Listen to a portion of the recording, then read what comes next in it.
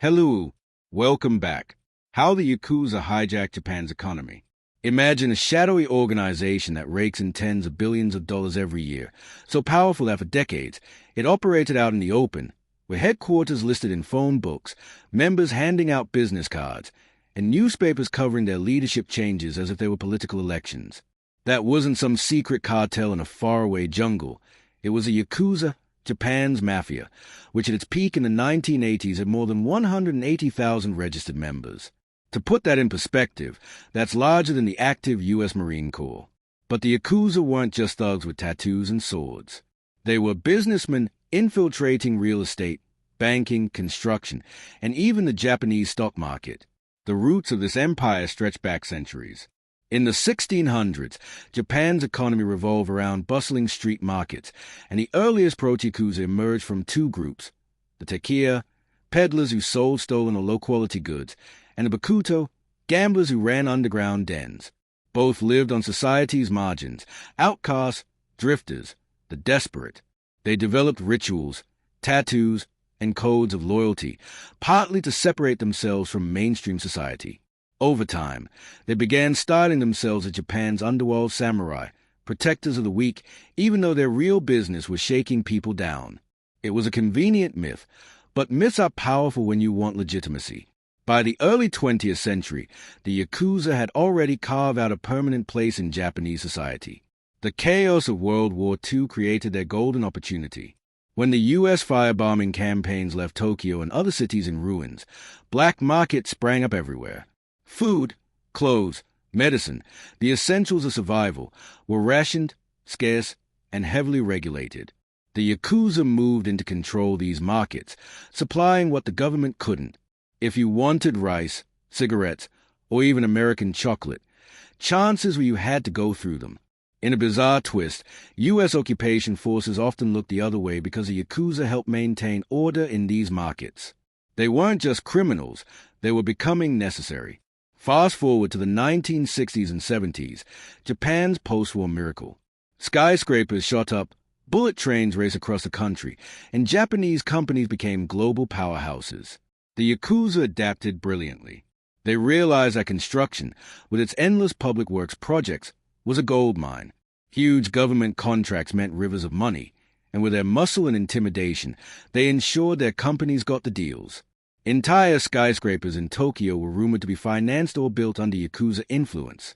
But the real jackpot came in the 1980s, the infamous bubble economy.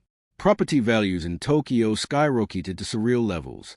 At one point, the land under the Imperial Palace was said to be worth more than all the land in California combined. Banks handed out loans like candy, and the Yakuza found themselves in the perfect position to play middlemen.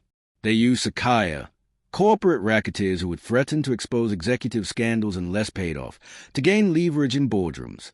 They bought up property, manipulated stock prices, and became silent partners in major firms. By some estimates, Yakuza syndicates controlled assets worth over $80 billion during this period. Of course, not everything was suits and boardrooms. Their darker side never disappeared. Extortion, drugs, prostitution, and loan sharking continued to fund their operations. Those unable to repay Yakuza loans often faced threats, violence, or worse. They infiltrated entertainment industries, managing talent agencies and intimidating actors or singers who didn't comply.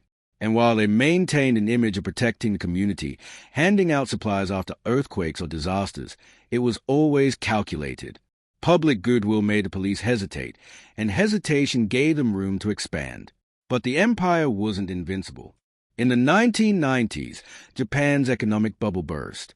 Property prices collapsed, banks drowned in bad loans, and suddenly, the Yakuza's carefully stacked empire began to wobble.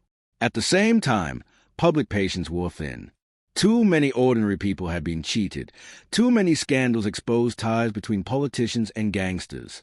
The government introduced tougher anti-Yakuza laws in the 1990s and 2000s, targeting not just the gangsters themselves, but also any company or individual that knowingly did business with them. Banks closed their accounts. Construction firms cut ties. Even renting an apartment or getting a phone contract became impossible if you were identified as a member. Membership, which once peaked in the hundreds of thousands, dropped sharply. Yet here's a paradox. They never disappeared. They adapted again, going underground. Instead of flashy tattoos and headquarters with neon signs, they started blending into the shadows. Cybercrime, offshore investments, human trafficking, more discreet but equally profitable ventures.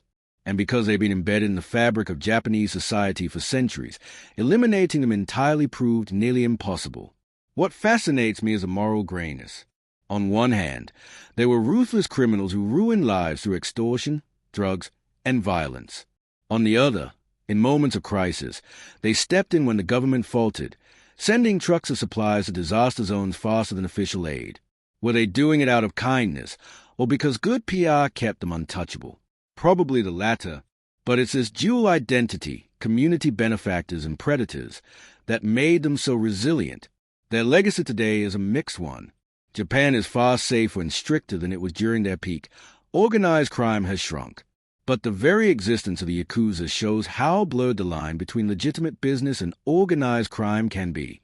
When money, power, and opportunity collide, the underworld doesn't just survive.